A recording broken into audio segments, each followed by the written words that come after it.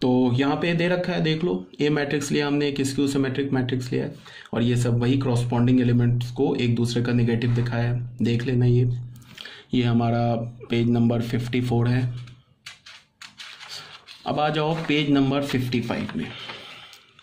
Next जो हमारा क्या है वो है maximum number of distinct entries in a skew symmetric matrix of order n। Maximum कितने डिफरेंट एंट्रीज ले सकते हो एक स्क्यू सिमेट्रिक मैट्रिक्स में, जिसका ऑर्डर क्या होना चाहिए, n ऑर्डर होना चाहिए। वो किसके इक्वल मैंने लिखा है, n square minus n plus 1। अब ये कैसे आया, इसको तुम ऐसे देखो, यहाँ पे एक्चुअली क्या है कि अगर तुम्हें स्क्यू सिमेट्रिक मैट्रिक्स बनाना है, इसको तुम यहाँ भी ऐसे समझ लो, स्क्यू सिमेट्रिक मैट्रिक्स बनाना है, तो इसको मान लो ये बी मैट्रिक्स को मुझे स्क्यू सिमेट्रिक मैट्रिक्स बनाना है, और मैं बोलूँ कि इसमें तुम्हें मैक्सिमम एलिमेंट यूज़ करना है, तो तुम कैसे यूज़ करोगे। सबसे पहले तो 1 आ जाएगा 0 के लिए, ये 0 0 0 के लिए 1 आ जाएगा। उसके बाद क्या होगा कि अगर मैंने, अब डायगोनल के ऊपर के एलिमेंट बच गया, डायगोनल के नीचे के एलिमेंट बच गया, तो अगर तुमने डायगोनल के ऊपर के एलिमेंट को फिक्स किया तो डायगोनल के नीचे के एलिमेंट खुद से फिक्स हो जाएंगे अगर वो स्क्यू है तो डायगोनल के ऊपर कितने एलिमेंट होंगे और डायगोनल के नीचे कितने एलिमेंट होंगे, n स्क्वायर माइनस n। अगर 3 ऑर्डर का है तो 1 आ गया 0 के लिए, और ये 3 स्क्वायर माइनस 3, मतलब कि टोटल में से ना तुम डायगोनल के एलिमेंट को हटा दो तो डायगोनल के ऊपर और डायगोनल के नीचे के एलिमेंट आ जाएंगे, ठीक है ना। बिकॉज अगर तुमने डायगोनल के ऊपर के एलिमेंट को फिक्स किया तो नीचे के एलिमेंट खुद से फिक्स हो जाएंगे, नीचे को फिक्स किया तो ऊपर के फिक्स हो जाएंगे। तो ये किस लिए आया, ये डायगोनल के ऊपर के एलिमेंट और डायगोनल के नीचे के एलिमेंट के लिए आया, ठीक है ना।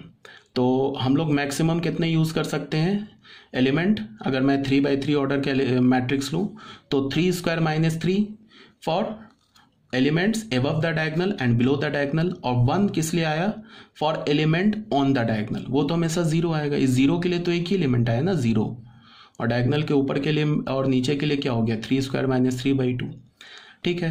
तो अगर n ऑर्डर का होता तो क्या होता है n square minus n plus 1, तो यहाँ से ये फॉर्मूला आ गया, ठीक है। ये भी क्लियर होना चाहिए तुम लोगों को। तो हमारा सिमेट्रिक मैट्रिक्स हो गया, स्क्यू सिमेट्रिक मैट्रिक्स भी हो गया। अब हम लोग थर्ड पॉइंट पे आते हैं, ये काफ़ी इंपॉर्टेंट पॉइंट है, इसको बिल्कुल ध्यान से सुनो। इसमें क्या बोला जा रहा है, properties of a symmetric and a skew symmetric matrix. Symmetric matrix और स्क्यू सिमेट्रिक मैट्रिक्स का प्रॉपर्टी बताया जा रहा है, ठीक है। तो पहला पॉइंट क्या हो गया, determinant value of an odd order skew symmetric matrix will be 0। अगर तुमने कोई स्क्यू सिमेट्रिक मैट्रिक्स लिया ऑड ऑर्डर का, ऑड ऑर्डर बोलने का मतलब क्या लिया, 1 ऑर्डर का लिया, 3 ऑर्डर का लिया, 5 ऑर्डर का लिया, 7 ऑर्डर का लिया, ऐसे ऑड ऑर्डर का अगर तुमने कोई स्क्यू सिमेट्रिक मैट्रिक्स लिया तो उसका डिटर्मिनेंट वैल्यू हमेशा 0 ही आएगा, इस बात की गारंटी है। कैसे, तो इसको तुम ऐसे समझ लो, मान लो कि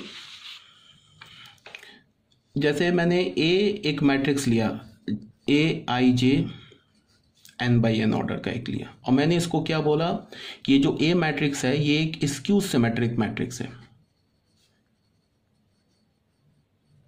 ठीक है। इसे मैंने क्या बोल दिया कि ये स्क्यू सिमेट्रिक मैट्रिक्स है, और n जो इसका ऑर्डर है इसको मैंने बोल दिया कि ये 2m+1 है, where m belongs to natural number, ठीक है। तभी जाके ये जो n होगा वो क्या होगा, ऑड नंबर मिलेगा। अब तुम ऐसे देखो, अगर ये स्क्यू सिमेट्रिक मैट्रिक्स है तो इसका कंडीशन क्या है, a is equal to -a transpose, ये क्लियर है। अब अगर a और -a ट्रांसपोज ये दो मैट्रिक्स इक्वल है तो इसका डिटर्मिनेंट भी इक्वल होगा। एक बात और याद रखना, ये इसको इंप्लाई कर रहा है बट ये इसको इंप्लाई नहीं कर रहा है, इस बात को ध्यान में रखो। अगर मैं बोलूं कि किसी दो मैट्रिक्स का डिटर्मिनेंट इक्वल है तो हम उस दो मैट्रिक्स को इक्वल नहीं बोलेंगे, इन जनरल हो भी सकता है बट इन जनरल इक्वल नहीं होता है। बट अगर मैट्रिक्स इक्वल है तो उसका डिटर्मिनेंट 100% इक्वल होगा, इस बात को ध्यान में रखो। तो ये वाला जो चीज़ है ना, इसको इम्प्लाई कर रहा है सेकेंड स्टेप को, बट ये सेकेंड स्टेप फर्स्ट स्टेप को इम्प्लाई नहीं कर रहा। तो ये हो गया। अब फिर एक बात तुम यहाँ देखो, हमने क्या बोला, k into A, sorry this is determinant, इसको मैंने क्या बोला, k पर पावर क्या आएगा, a मैट्रिक्स का ऑर्डर इंटू डिटर्मिनेंट ए। ये प्रॉपर्टी मैंने याद रखने के लिए बोला है और डिटर्मिनेंट में हम इसको प्रूफ करेंगे। तो यहां से हमें क्या मिल जाएगा, यहां से हमें मिल जाएगा determinant of A is equal to ये माइनस ये ए ट्रांसपोज तो एक मैट्रिक्स है, ये -1 लिखा हुआ है तो -1 पर पावर क्या आ जाएगा एन, अगर ए का ऑर्डर एन है तो, और यहाँ क्या आ जाएगा A determinant of A transpose. Clear है? तो यहां से हम क्या बोलेंगे determinant of A is equal to, अब बताओ ये जो एन है ये ऑड है ना, ऑड है ये नंबर, तो किसी -1 पे पावर अगर तुम ऑड लोगे तो वो तो माइनस आएगा, तो माइनस, और ए ट्रांसपोज का डिटर्मिनेंट और ए का डिटर्मिनेंट इक्वल होता है ये भी बता रखा है। तो यहां से हमें क्या पता चल गया 2 into determinant of A is equal to 0। तो यहां से हमें क्या पता चला determinant of A is equal to 0। ये हमने इन जनरल प्रूफ कर दिया। तो इसका क्या मतलब है कि अगर दुनिया में कोई भी मैट्रिक्स है वो स्क्यू सिमेट्रिक मैट्रिक्स है और उसका ऑर्डर ऑड है तो उसका डिटर्मिनेंट 100% 0 होगा, इस बात की गारंटी है। ठीक है, यही बात यहाँ प्रूफ किया हुआ है, देख लेना। अब यहाँ पे एक छोटा सा नोट है इस फर्स्ट पॉइंट में। इस नोट में क्या बोल रहा है, we can not comment about the determinant of an even order skew symmetric matrix, it can be 0 और कैन नॉट बी 0।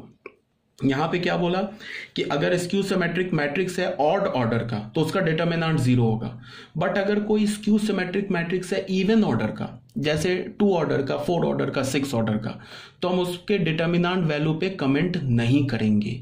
उसका डिटर्मिनेंट वैल्यू 0 भी हो सकता है, नॉन 0 भी हो सकता है। यह बात समझ में आनी चाहिए।